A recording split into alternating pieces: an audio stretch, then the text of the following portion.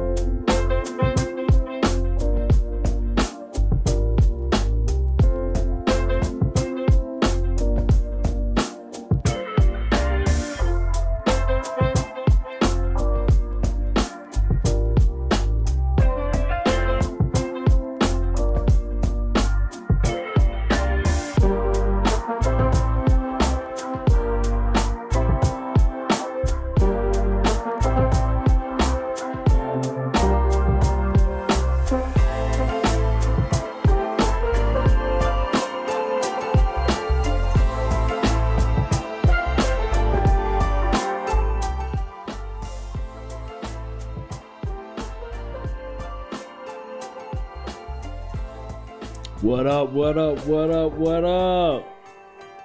What's up, family? How y'all feeling? Oh, man, we feeling good, man. Feeling good.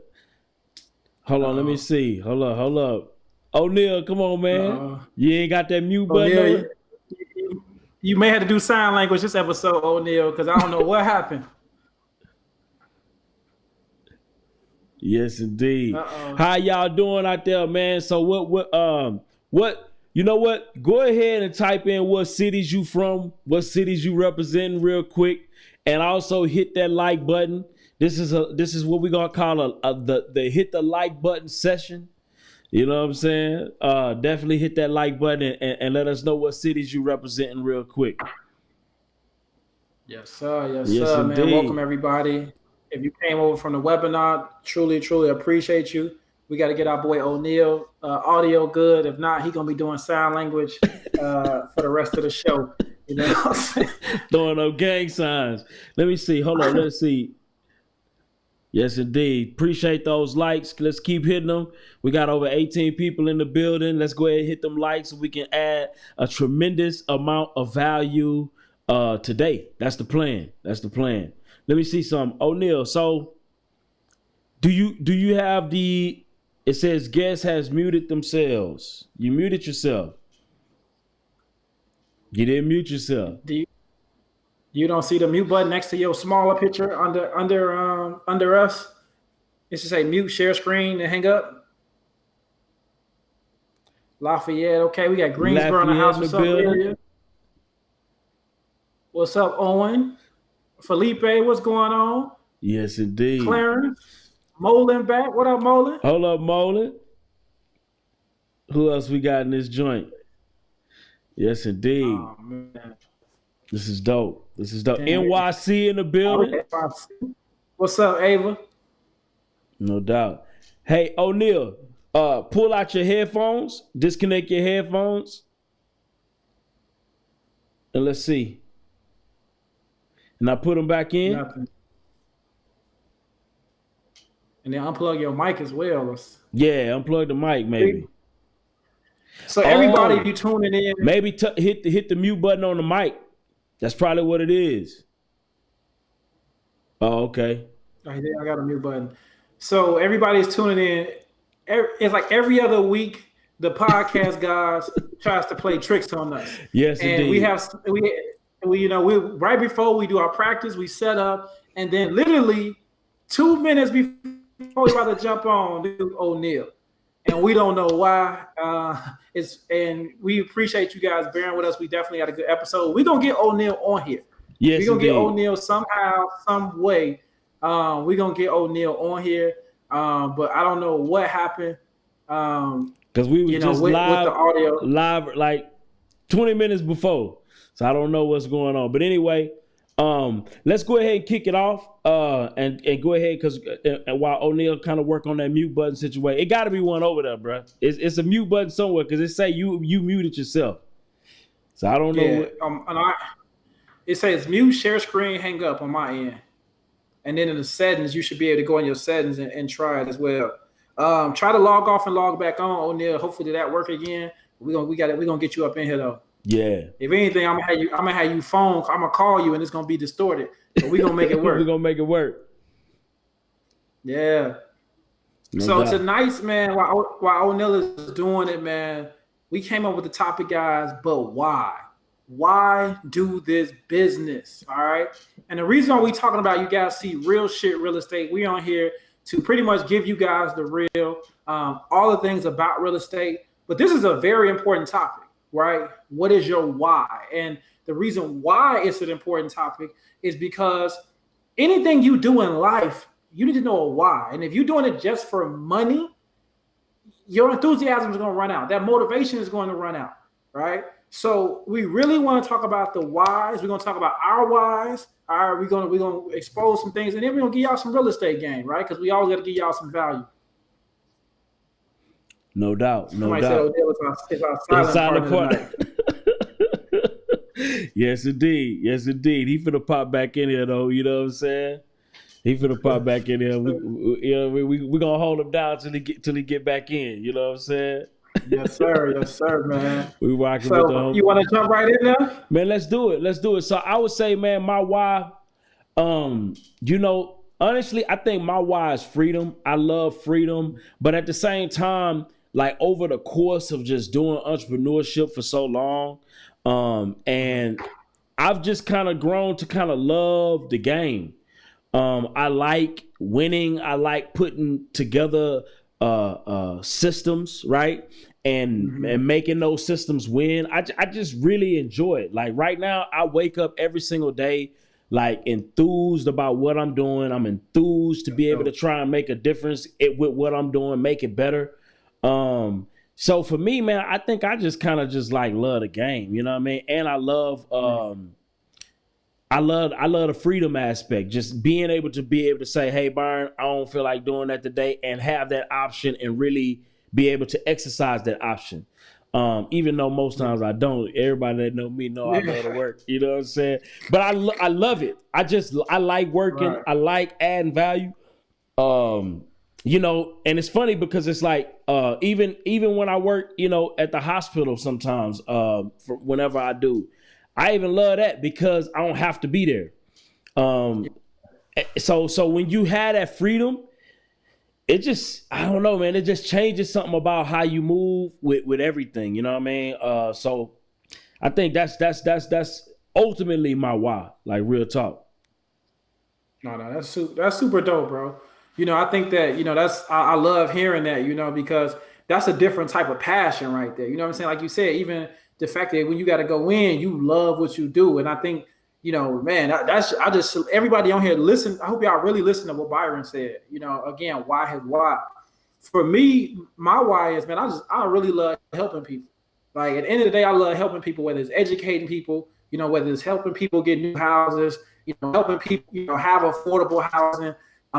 Man, I really, really, you know, I really love that. And I feel like part of my life purpose is love, you know. And so, you know, I love what I do. It's nothing that I don't love. I love sharing. I love giving. And so I look at it like, you know, I got one life. So if I can give as much as I can, and share everything instead of hoarding information, if I can share as much and see other people win, like that's my why, right? Even I educate my buyers that buy, you know, buy houses from us. I educate them on, hey, if you need to sell your house, this is how you sell your house versus just being at a transaction. So that's really my why, man. It's just like, as much as I can give, that's what I truly want to do. No doubt. Oneil, can y'all hear me now? We can hear you. What up? Hold up, man. Hold on. I'm about to hit him with the.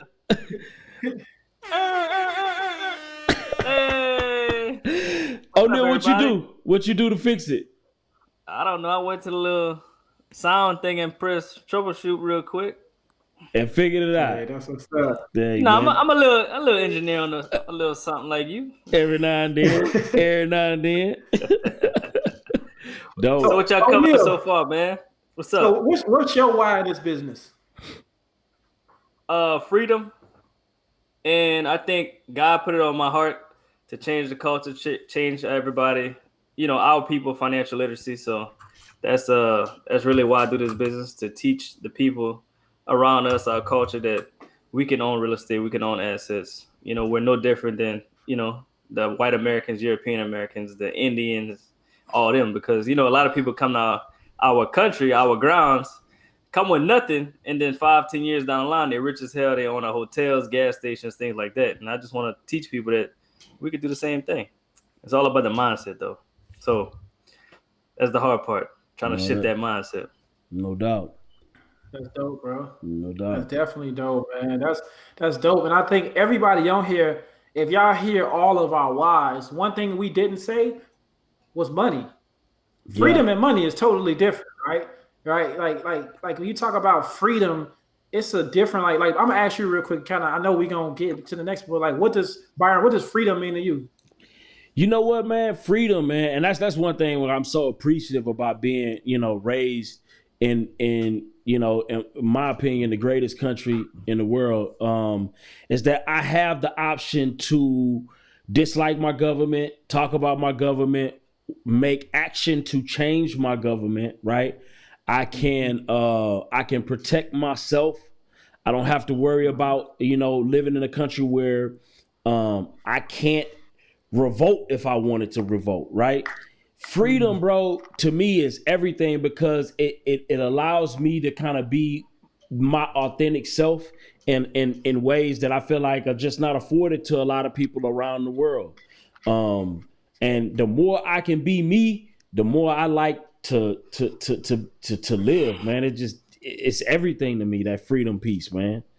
Everything. And money, unfortunately, in this country, which I think is dope in other countries, is you could have freedom in some countries, bro, without having a bunch of money, right? But in America, you know, you gotta have that paper, man. That paper definitely increases your ability to have that freedom, bro. You know what I mean? Yeah. So that just is facts. what it is. That's 100. What about you, Oneil? What does that freedom mean to you? Do whatever I want. Living life with no chains wrapped around your neck. You know, you be able to go to travel, Spend time with your family anytime you want. You don't have to go to work. You're not required to work. You know, you can take off when you want. Just basically live the lifestyle that you hope and dream of without anything holding you back from what you're trying to do. Because everybody ran to this situation in life. They want to go somewhere, but they just don't have the funds. Or somebody in their family is sick. They just don't have the money to do the surgery, shit like that. I think to me that's freedom. Being able to help the family member, being able to travel where you want, do what you want at any time you want. And that's freedom to me. What's freedom to you? That's dope. Yeah, square business. Man, controlling my time. Like that's freedom. Like, the most valuable thing I got is my time.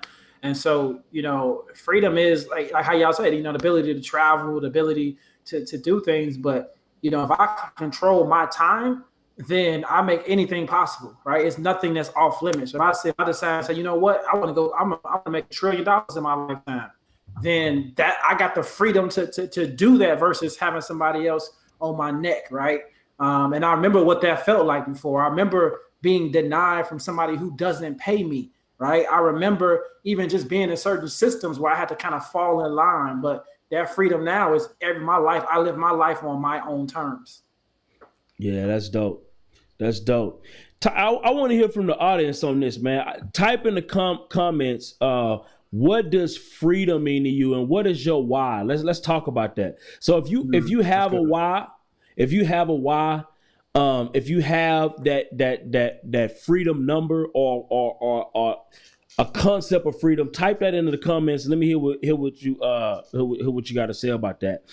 After you hit the like button. After you hit the like button.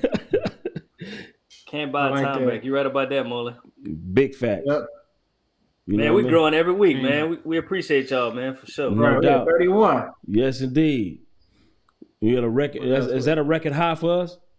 Yes, sir. So, yes, I think 25 was our last. Yes, indeed. Yes. We need y'all to drop those whys in the comments and what's freedom. Yeah. Yeah. And so why they dropping that, y'all? Oh man, bless. Hung out all day. Bless. Man, we ran some errands, man. I love the fact we COVID free. Sharnice got some COVID tests back, and we COVID free in this house. Okay. All right. Have y'all ever did y'all ever catch it? Y'all never caught it? I know you did. Yeah, I caught that joint, man. You know what I mean? It was no fun. Really, the isolation was the worst part. Other than that, man, I ain't really have a bunch of symptoms. No, my taste buds was all fucked up. Yeah, that was weird, bro. Like literally, like I was eating random, like bro, like I don't eat broccoli and beef that much, you know what I mean? But that was like the only thing I really could just eat for a little while, man. That was weird. My freedom was fucked up, you know. I like that. Yeah. Freedom to me is having the ability to expose my kids without financial limitations to what life has to offer. I like that. That's huge. Yeah. Time freedom. Will said time freedom is my why, peace of mind. I just figured, why not me? I had to remove the glass walls and ceilings in my life. That's from Olin. I love it, man. Right? That's huge. So okay. Phil, let me ask you this. I'm gonna start with you, Byron. What got you into real estate? Man, bro. So it's crazy because I never planned necessarily to get into real estate. Matter of fact, I was really kind of like thinking I was gonna go more the route of like owning a bunch of Subways. It's funny, we were just talking about Subways. Oneil was grubbing on Subway earlier. I was thinking I was gonna probably do a bunch of Subways. I was gonna do. He's a sponsor. Yes, indeed. That sponsor. I was probably gonna get like a franchise or something of that nature. I really wish I could have got a Chick-fil-A until I found out it really wasn't ownership. It was more of like a high-paying job. So I dropped that. So and then I started to understand that again, real estate had more freedom opportunity, meaning not only could you make unlimited amounts of funds, but you could also scale with unlimited possibilities. And that was powerful to me. And I didn't have to show up necessarily to an office every day. Like right now, like I probably work from a real estate perspective, maybe 12 to 15 hours a week. You feel me? And I was just telling one of my homeboys that it's like, yo, like we've put systems together, right? That have removed me from a lot of the day-to-day. And that gives me a lot of time to be able to do other things and invest in other businesses. I'm a serial entrepreneur. So it's not like I'm just sitting around twiddling my fingers, but it's like when you have great systems in place and you have the ability to scale limitless, man, bro, it's just a beautiful thing. And real estate was able to afford me that, man. Like, man, imagine being able to work 12 to 15 hours a week, bro, and be able to make the kind of money that we make, bro. I mean, we're going to probably do, another 6 figures this month, bro. Like, hit that M. Yeah, bro. Yeah. I mean, that's unreal, bro. And to say that you work maybe 12 to 15 hours a week to accomplish that, bro. That's lovely. That's lovely, bro. You know what I'm saying? I love it, man. That's super dope. So for me, that's what real estate was able to do. And I don't go to the office. Bro, ever. So, man, that's super money dope. In the house. What about you, Oneil? Yeah, easy. So, he in a layup line. So the question is why I got real estate or how? I guess. So what got you?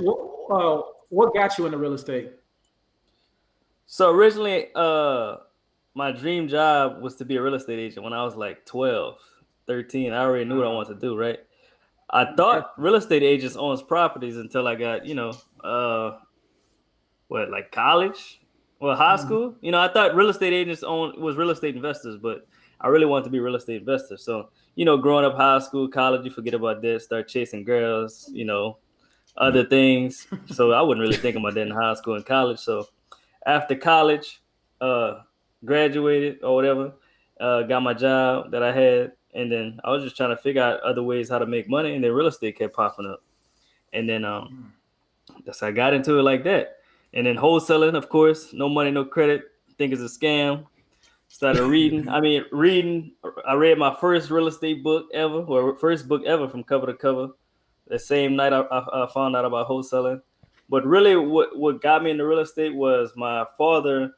He still owns a commercial building downtown Lafayette, Louisiana. He's the only African-American to ever own a building in downtown Louisiana.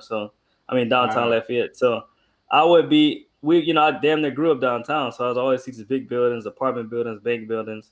And I always figured somebody got to be making some money from this shit. So that's what piqued my interest. And then fast forward to, when I was 23 having a job, I was just making like $46,000 a year. I was like, man, this ain't it. So I was just trying to figure out how to make more money. Real estate popped back up. And then ever since then, I've been doing it. That's dope. No That's doubt. super dope, man. Yeah, man. I ended up getting into it. My best friend, he had went and took a course, and he had came. No, it wasn't. It was I think Armando Marcialago or something like that. And I know he used to have like a show on HGTV. And my homie came to my crib. He was like, "Man, listen, bro. Did you know that real estate is where the most wealth is in the country?" And like you said, like Oneil, like my dream job, I used to just want to be a corporate exec. I didn't know what company, but I just wanted to be a corporate exec, wear a suit, be a boss, you know what I'm saying? That kind of stuff, right? And he said, I was like, really? He was like, yeah, man. He was like, real estate, that's where the most wealth is being. He's like, so if you really want to be rich, you got to do real estate. And I'm just like, for real, bro? So I didn't know where to start. So I would he would go to, he would come back. He would travel to California, going on like bus tours and stuff. And he'd come back and just share some information with me. So I got curious. So I started looking like on Redfin and things like that, and seeing and then just started. And when I started understanding the cash flow, after I read Rich Dad Poor Dad, that's when I was just like, yeah, I really want to get into this, right? And then don't get me wrong, at first I wanted to get into real estate for bragging rights, right? I'm from Chicago. We brag a lot, just to be like, yeah, I got to build. I got to build it too. You know what I'm saying? I was in it for the wrong reasons, but I didn't really realize how large or how much freedom that real estate can really provide. And then until I started meeting more people, and I started meeting people that didn't look like millionaires, but they was millionaires. And they was just like, yeah, I own, 30 properties. I own, 100 properties. And I was just like, oh, okay. Yeah, I need to get in this. That's good. So you still cool with your boy today? Oh yeah, it's my best friend, man. He still do his thing, man. I love seeing his growth, and I definitely learn so much. And anytime I need, if I need somebody to look up a property for me, I hit him up. That one time he didn't answer, so I hit you up, Oneil. Oh yeah. I couldn't find no information on it though. Did you ever find information on it? Yeah, it was crazy. A shoe store had owned the park. So I ended up calling the shoe store trying to get the information for the park. And the shoe store was like, we own it. I'm like, what? And I ended up talking to the owner though, but he went in Miami. I made him an offer, and I think I pissed him off, so he ain't returned my calls. Call from a different phone, man. You got to get your Google Voice in that area. Yes, indeed. Yeah, right. You're right. So, man. You know what? I never even thanked. Hold on. I gotta thank Oneil, man. Oneil be like helping us with like a lot of our properties out there in the Louisiana, man. You know what I'm saying? Yeah. I gotta go see one this week. Yeah, so I gotta give a quick little shout out to Oneil on that, man. You know what I mean? Network. Your network equals your net worth. You dig? You feel me? Yes, sir. No doubt. I be traveling this damn properties too, boy. Shit, y'all look, I'm cool with y'all.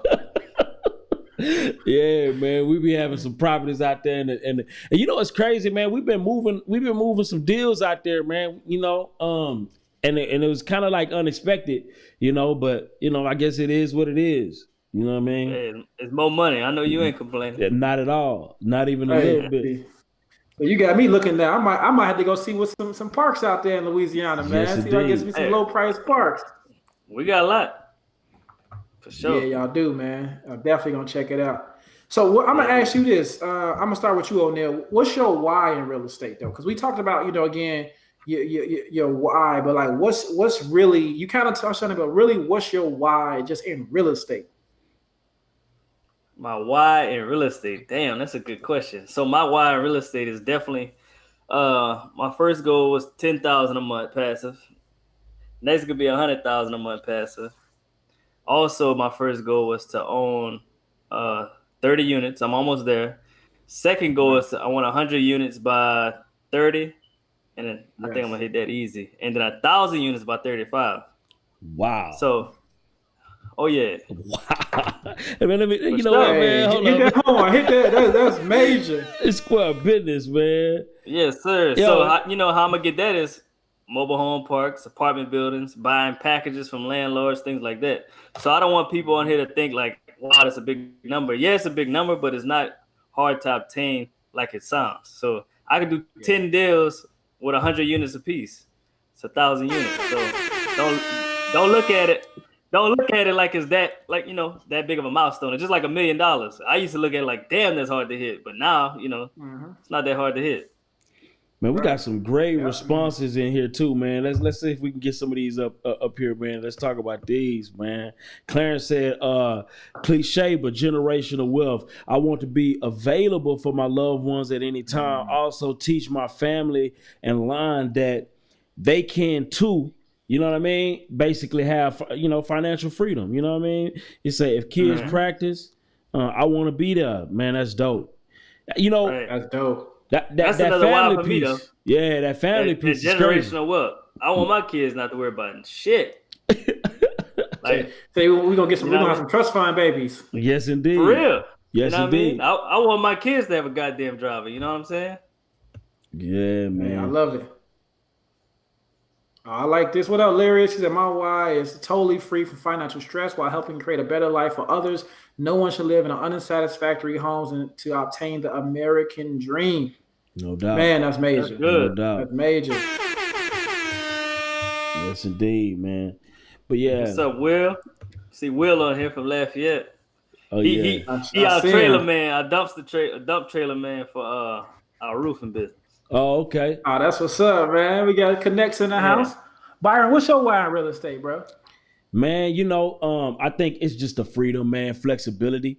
You know what I mean? For me, I think freedom, flexibility, the fact that, I could do numbers and not have to clock in. You feel me? Like that is just it's just a beautiful feeling. And the fact that real estate touches people in so many different ways, because it's like I can provide housing for people. You know what I mean? I can, I can control the land, right? I have ownership. My reach of influence goes beyond just, my household. You know what I mean? All of that just kind of just like, it just attracted me to the whole concept of real estate. And when you think about even most traditional businesses, man, it still centers around real estate. You got to own something to post up. Mm-hmm. You feel me? So for me, that's like, I just thought it was just a dope way to, at least get in the wealth building space, Mm.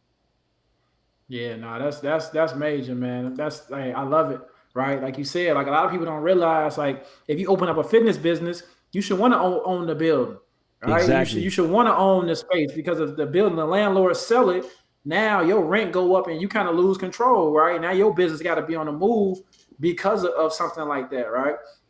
I think for me, my why was just my why in real estate is to provide affordable housing.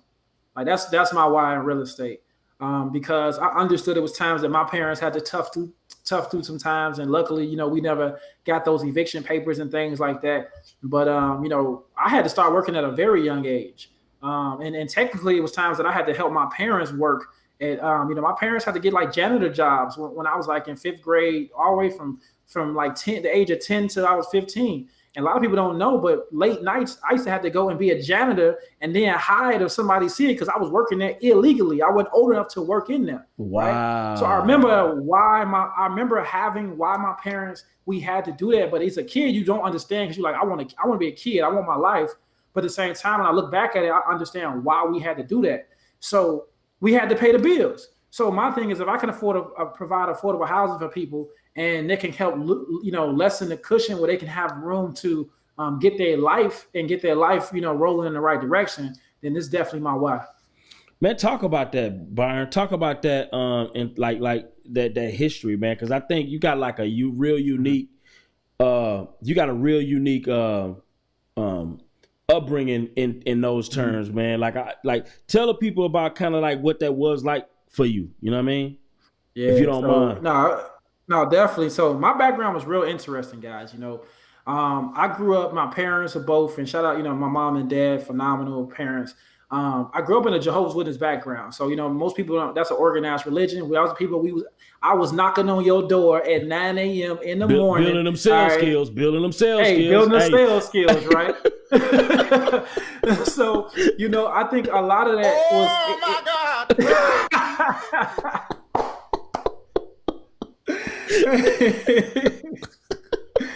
Oh, hey, listen. But hey, my mom and daddy gonna look at this like, boy.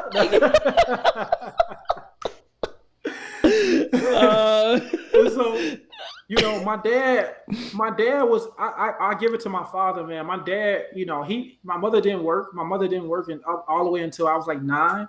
And my mama's from the projects. My dad grew up. Just kind of, my dad grew up from a poor background as well, but he took on that responsibility. Like, yo, I'm going to have my family in the best position, and I'm going to bust my ass to get here. And so, just not really knowing financial literacy, credit got high and things. And, me and my mama had to go to work, and then guess what? They had to go to a night job now. And it was a different childhood, right? Because I got used to the word no. Right, being a Jehovah's Witness, we got doors slammed in our face. People cursed us out, sick dog on us. Like, they thought I was the crazy kid in school, right? Because like, yo, you can't celebrate Christmas. What you mean you can't carve these turkeys out with me? Like, nah, bro, I can't do it. You know what I'm saying? Oh my God. And they taught me valuable lessons. And it was kind of like it prepared me and already put me in a position that it was just like, yo.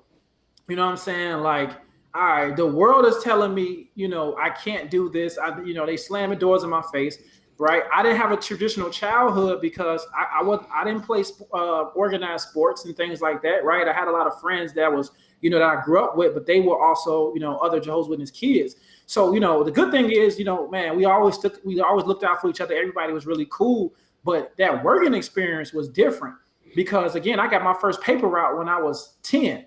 And I didn't realize because my dad was like, yo, Byron, we had did 30 papers for the first 2 weeks. And then he's like, we got 400 papers. And I'm like, 400 papers?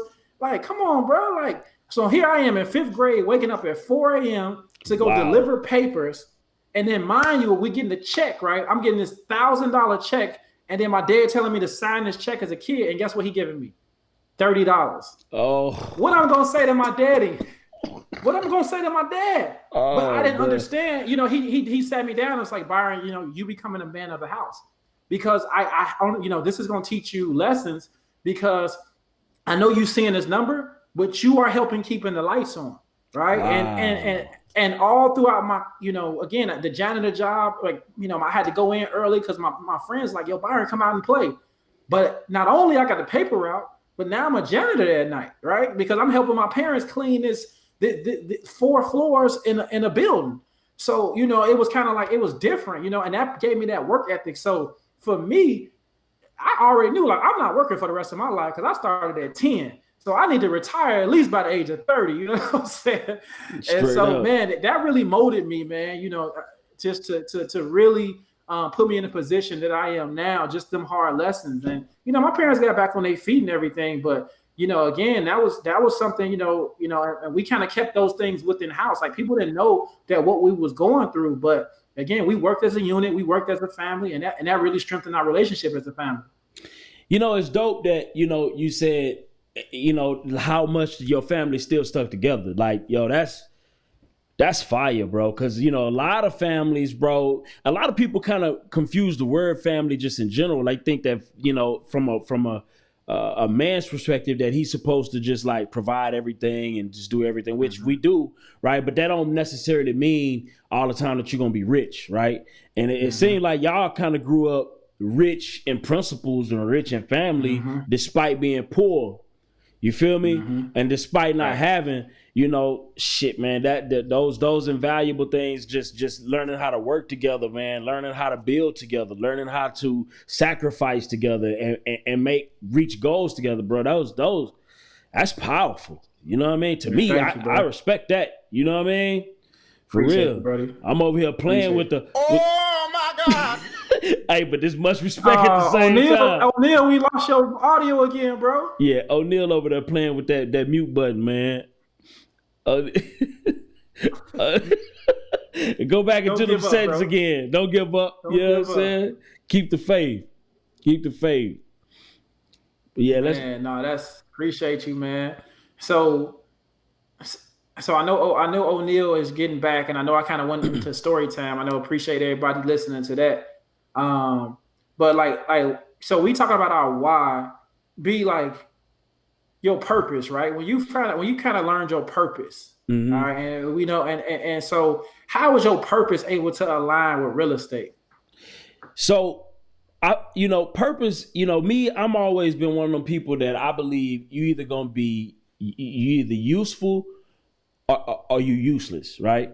So for me, it's like I get a kick out of just really being able to be used in a way where I can kind of add value to my environment, right? So I like it's just like how even when putting together the podcast, putting that kind of stuff together, like doing it, like I enjoy being able to figure stuff out, to be useful to you guys, you know what I'm saying? To you, Byron, to you, Oneil, to to the audience, you know what I'm saying? Like I like being able to take the things that I learned, right, and just add that to the world. Like I really, that's my purpose. So for me, it's not just about financial success. For me, it's more so about really, man, just add value to the world, bro. Like I legit get a kick out of it, man, and making it in a dope way. You know what I'm saying? And of course the money too. I like making bread. You feel me? I like, just the skills of making money. You know what I mean? But I've kind of made money on and off all throughout my life ever since I was a kid. So for me, that's not really nothing new to me. It's more so about just, I don't know, man, at this point, man, I just really get a kick out of just, being used for the greater good. You know what I mean? I legit get a kick out of that, for real. Nah, that's super dope, man. Oneil, you back? Yeah, he back now. He just Y'all can hear unmuted me? his. Yeah. Oh yeah, there we go. Right. There we go. We good. All right. Yeah. Perfect. I had to go in the back office, man. I want to tell everybody on here I'm so sorry for the technical difficulties we have. So what are you doing? Is it muting you or what's going on? Yeah, I ain't do it. You ain't do it? Okay. Uh-oh. Oh, dang. Nah, he back. He on. You on. Oh. You can hear him? Nah. Oh man, hey, yeah. Podcast guys is really testing us. They testing us tonight, man. Yeah, man. You was just talking, in the midst of you talking, it just went out. Yeah, it says guest has muted himself. It's saying you doing it. It may be a short neck card or something, man. I don't know, because it's saying you muted yourself. That's crazy. What we got, Byron? Let's you know what I mean. Let's keep the party going. So my purpose, I'm gonna say this: my purpose in real estate, or how my purpose is in line. So I know my purpose is love, right? I and Biggie, when Biggie had the line "spread love in the Brooklyn way," I remember as a kid I used to love that line. I used to always spread love in a Chi-Town way, and I mean I've always wanted to give. So like spreading love, bro, is the fact that, again, I'm talking about the affordable housing, right? Spreading love is sharing my knowledge with people. And I love love. I love receiving love. So it's a gift if I help somebody and they like, man, you truly just helped me, like that. I truly receive. And it ain't about the monetary piece. It's that the acknowledgement, man. You know what I'm saying? That piece right there fuels me to be like, I want to help somebody else, right? I'm addicted to helping people, because helping people, just seeing somebody win, seeing somebody smile on their face, you know what I'm saying? That right there is just like, man. And so in real estate, it's so dope because I'm providing the most important thing, a roof over somebody's head. And so, you really start looking at, how,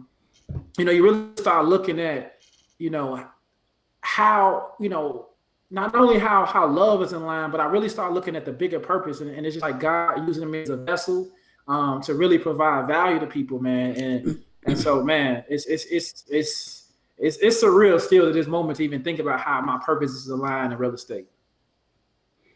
Man, that's dope. So it's funny, man, because it's like we mentioning a lot of stuff, man, and a lot of it ain't got nothing to do with money. A lot of it ain't got nothing to do with money. And that's weird because it's like you would think, a bunch of entrepreneurs, you know what I mean? Some of us, looking, if we ain't at, multiple six figures or seven figures, right? We real close, if not already there, you know what I mean? In some cases. And we sitting up here talking about adding value to people and people. And meaning that. It ain't just like something to say that just sound politically correct.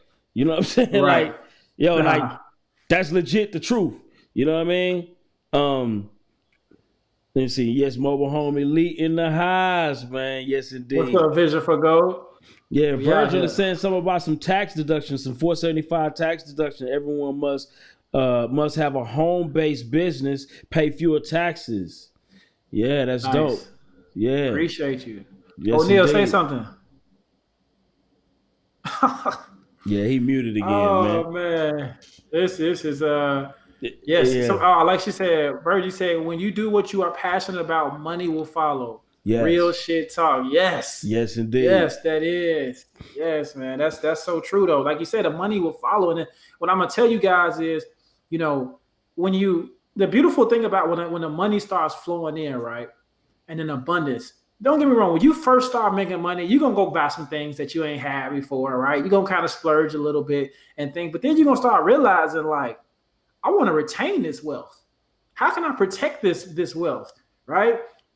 The things am I buying, will it have value next year, right? And it's almost, you're like, we know shopping therapy, right? When we go buy some stuff, it do make us feel good. When we go buy something, we get that new pair of shoes, new outfit, we put it on, it feels good. But then after that feeling ain't the same. But when you start to help change people's lives, and when you really start to be adding value, that feeling lasts forever. No doubt. You know what I mean? Let me see. Oneil, I see his mouth moving. But Yeah. Somebody that hacked our podcast, they turn Oneil mute on. Oneil mute on, man. From it's them Russians, man. It's them dang on Russians, man. They done got you, man. The Russians, man, all the way over here, man. That's a shame. Oneil, you may have to take a piece of paper and go put it up on the screen when you want to comment so people can read it or something, man. And be like, help, the terrorists are coming to get me. Oh man, and he can hear us fine, but we can't hear you. Yeah, man, that's a cold pill. And they're saying that you muted yourself. Like I literally can't control it. Like I can, like you know what I mean. Like it's over there on your end, man. You may have to keep on popping in because you was talking and I just heard it just fade out. Yeah. You try to unplug your mic. Talk to. What questions you got? You know what I'm saying? We're gonna keep it going while Oneil, you know what I mean? If you got any questions, it said disconnect your Bluetooth. That's what Brittany said. Yeah. But maybe I get what they're saying. Disconnect your Bluetooth. Your Bluetooth may be picking up another feed or something like that. Yeah. Something going on over there. Man, see, hey, you know what, the tribe, y'all, I love it because everybody trying to help me say you got a Mac or a Windows. They about to, we gonna go ahead and troubleshoot your situation. Because people want to hear you talk, Oneil. Yes, indeed. We're gonna get you together, man. So, so real quick, I know why Oneil's, y'all got any questions, right? We're gonna kind of come back to but y'all got any questions for us? Because I got a good question for the fellas, but we want to take some questions from the audience. And see if y'all have some questions, for us. It'd be a real estate question. Let's see. Go to the settings. Oh, Clarence got you. Yeah. Clarence said go to the settings, then go to sound. If you have a Mac, make sure you put output on there. Yeah. David says ghost ass signs. What other things can I do for a buyer's list? Oh. So you want to build.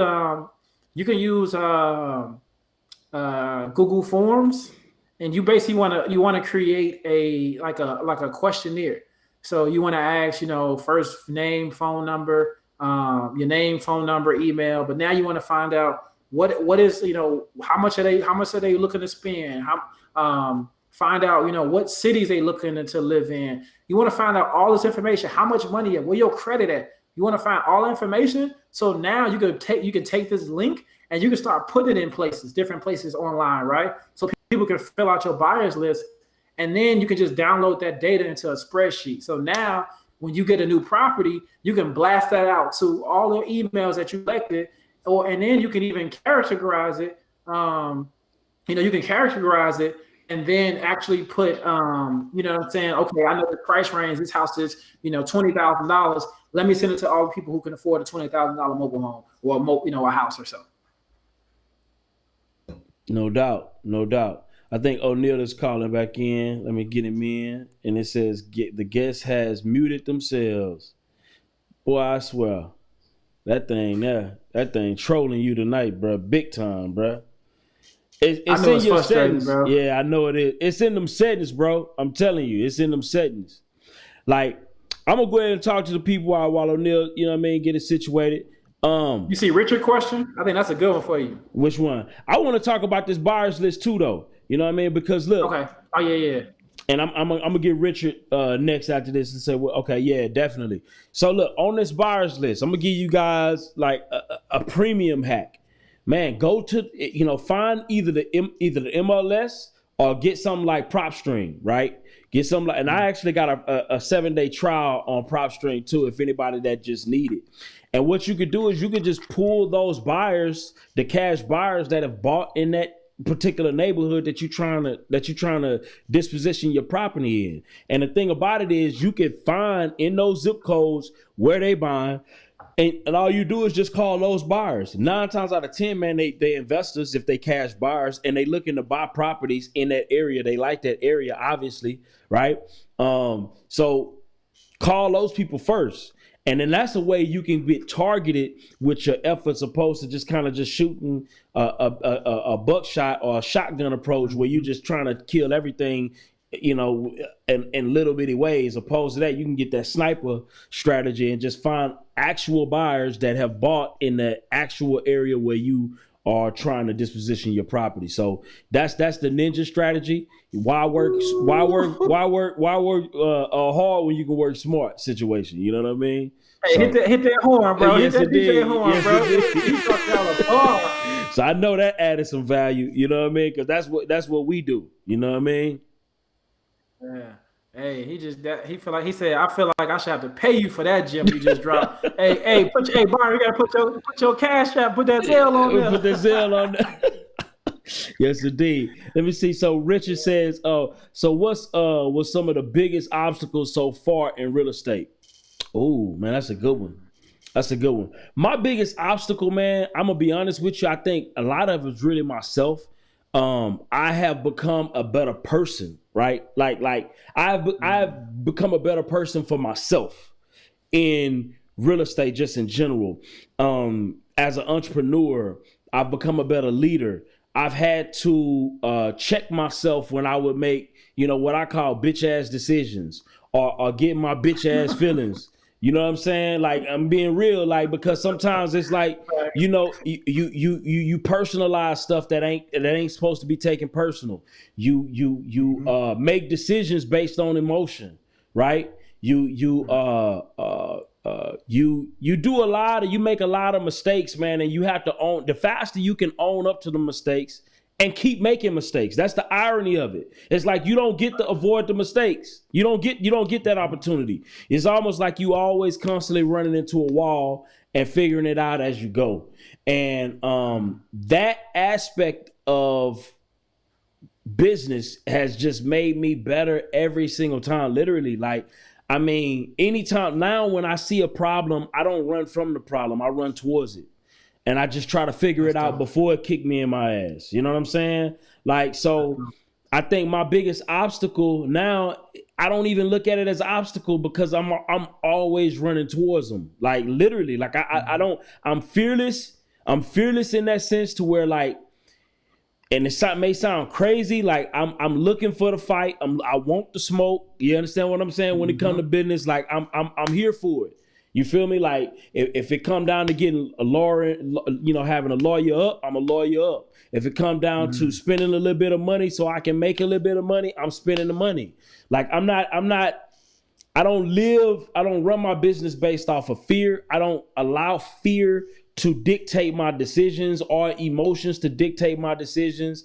Like, I'm just all balls in, bro. And I think that's obstacles. Man, let me think, man. Like, I don't look at it like that. You know what I'm saying? So it's hard for me to even acknowledge obstacles like that. Like, I ain't gonna lie to you. What about you, Byron?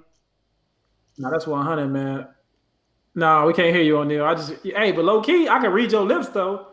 So you may have to just go ahead and talk real slow, man. But, hey, man, I'm gonna hit the horn for the lip read, man. Hey, but no, but obstacles, man, I totally agree with you. Like, a lot of times in real estate, I could be my biggest obstacle, thinking that deal large or I'm not worthy enough for $1 million transaction. But I think in my sector, obstacle is really just finding a consistent handyman, right? Like, finding somebody that's unfortunately in the mobile home game, it's not a lot of, contractors or go-to people, right? And single family, sometimes, contractors can be hard in that sector. So imagine what our pool, what the pick of the litter is in mobile homes, right? Because if I'm a contractor, why would I go do a mobile home when I can go get a contract on this single family house that's I'm gonna do, $100,000 repair versus a $14,000 job. So, I think that's a little bit tough obstacle that I see in my business. But like Byron said, I think the hardest obstacle is really yourself. fear is the main factor from what you're going. You either a go-getter and you either gonna fail forward, or you're gonna try to buy into so many people programs and try the best way to not fail. But you got to experience some type of failure to really punch you in the face and then give you, give you like, okay, I did this wrong. Let me go doing this the next time. And then, most people in real estate, they scared to lose money. It's okay to lose money because that's the cost of the experience, right? Yes, some people indeed. get discouraged and we lose some bread. Like, man, I done lost this. I don't even want to. No, real estate for me. It's like, no, you just did something wrong. So lose the money, and then you how to do it right, so you can make way more money that next time.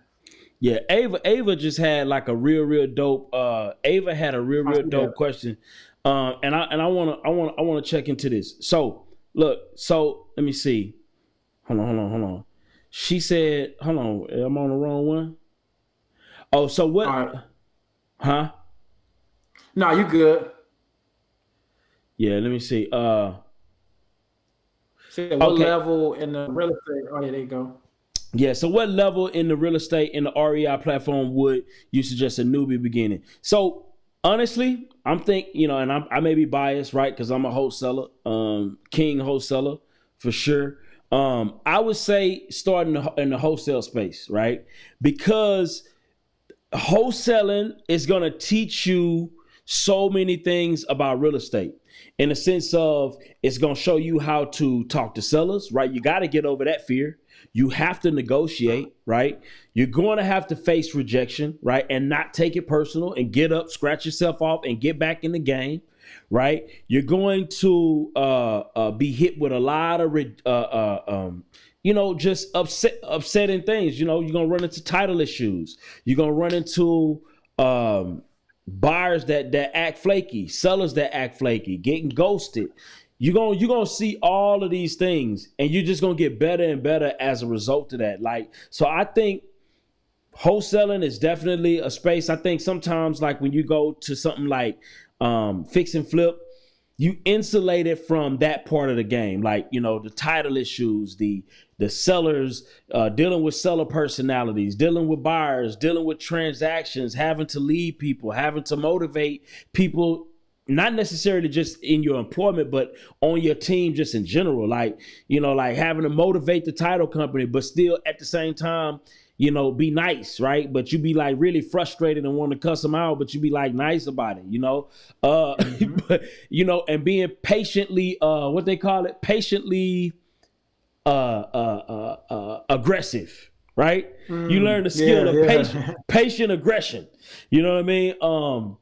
All of those things you really just get good at, man. So I think wholesaling to me has a lot of the soft skills that you'll never learn, I would say, as a fix and flipper. Not saying that you don't, because you're still dealing with contractors, you're still dealing with title issues every now and then, but not really, because a lot of times the wholesaler is the one in the background, like fixing all those problems for that end buyer. You know what I mean? Or connecting those dots. So I think definitely wholesaling for sure is the perfect place. Also, everybody, if you can hit that like button, we got 30 people watching. I think it was at 35 at one point. Hit the like button. We really trying to tell YouTube, right, that y'all rock with us. So yeah, hit that like button if you can. Hit that like button. Facts, man. I see Oneil in the chat, man. So I love it. He said he'll teach you how to find a great deal. I think obviously the same. I'm on the same. You said what level in a real estate platform you suggest? I'm on the same thing with Byron. The wholesaling. It's a great experience for you. You get to kind of learn in and outs. So I totally agree with Byron on that one, man. Let's see. You see, I have a few more questions in there. Did you want to grab? I seen one. Brittany F had one question that I think that this is perfect for Byron. Okay. She said, "What skip tracing site do y'all use?" All right, because she hasn't had the best success with REI skip. Yeah. Okay. So okay. So here's the thing.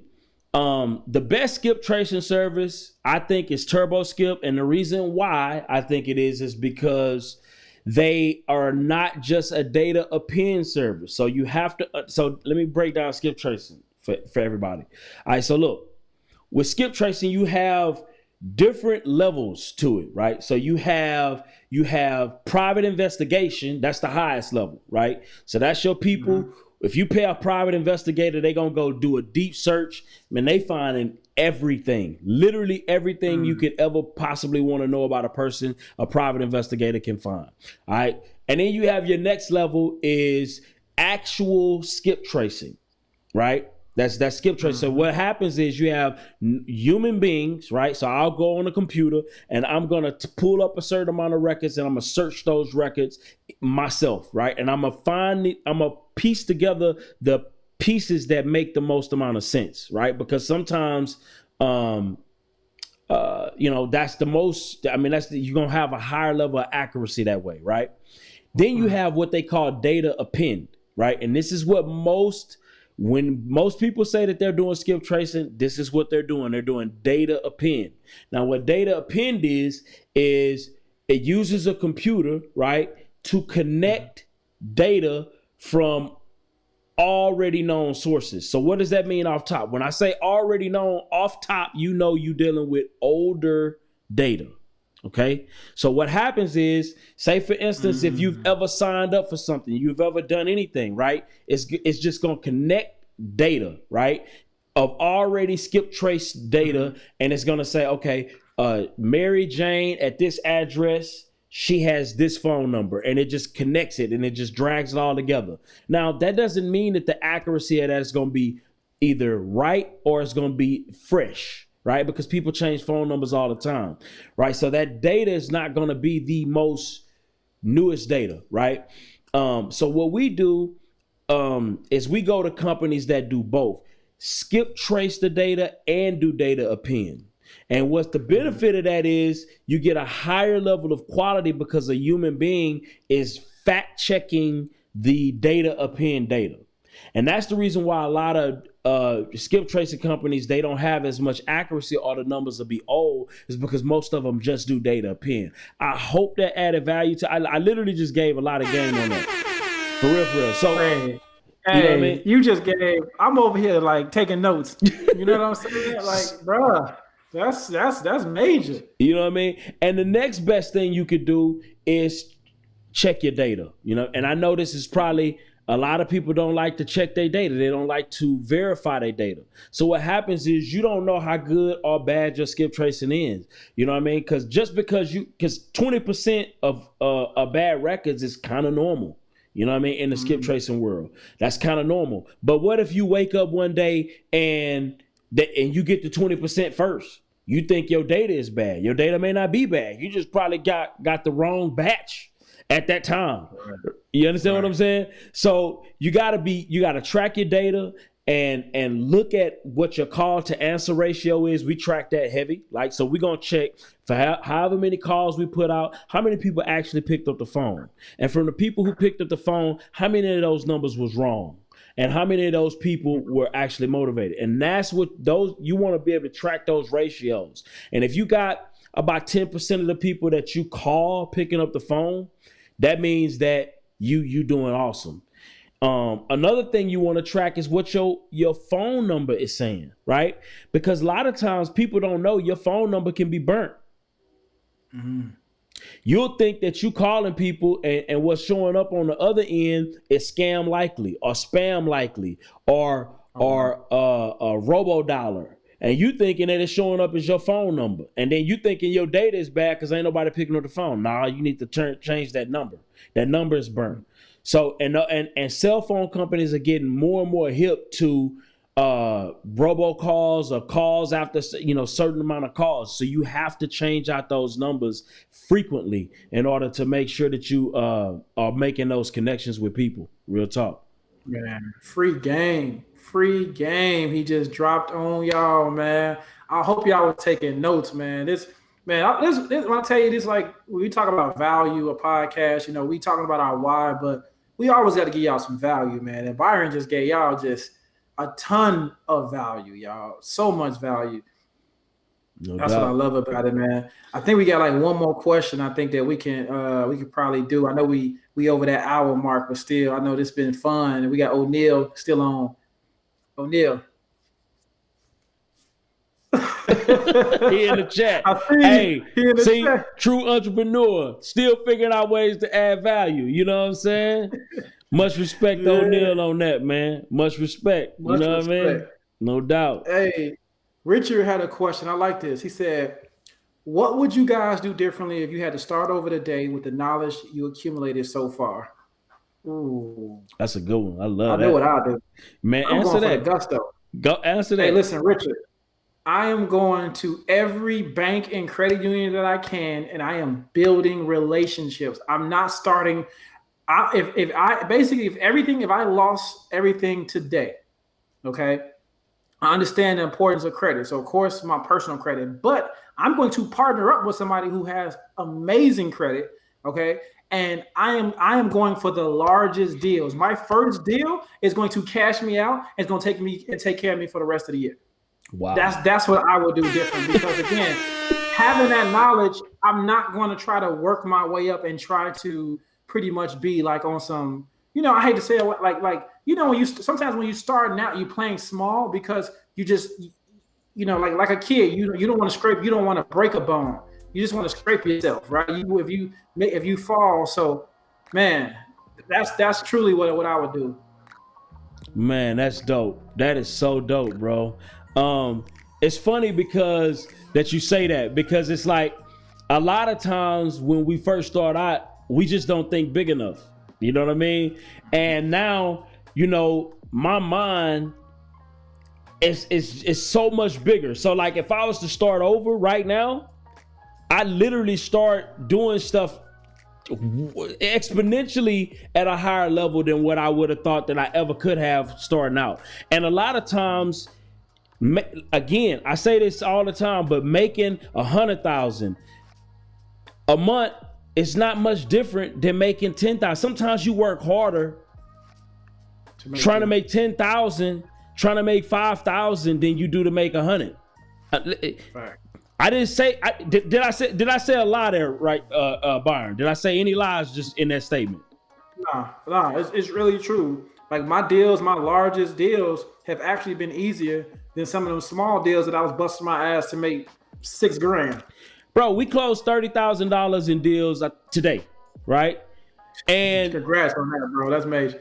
But the thing about it is, bro, like, and I was just joking with my buddy of mine. It's like, bro, like, and I was just talking to Brian. Like, Brian probably don't even know the addresses, bro.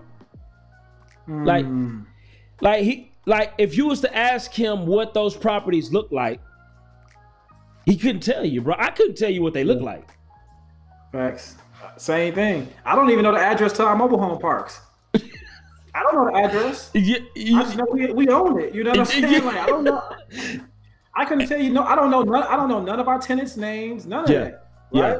Yeah. But at the end of the day, it's just, hey, listen, I understand the responsibility that we have, right? Yeah. But it's a different level. I bought the business, so those people, my park manager is responsible for building those relationships. No doubt.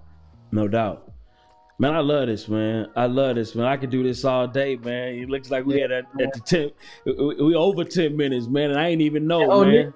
Hey, Oneil coaching in the thing. He's killing it. Leticia had that question. Hey, Leticia, I hope you got your answer. Oneil said, buy rentals ASAP. Fix your credit ASAP. Create relationships with the banks.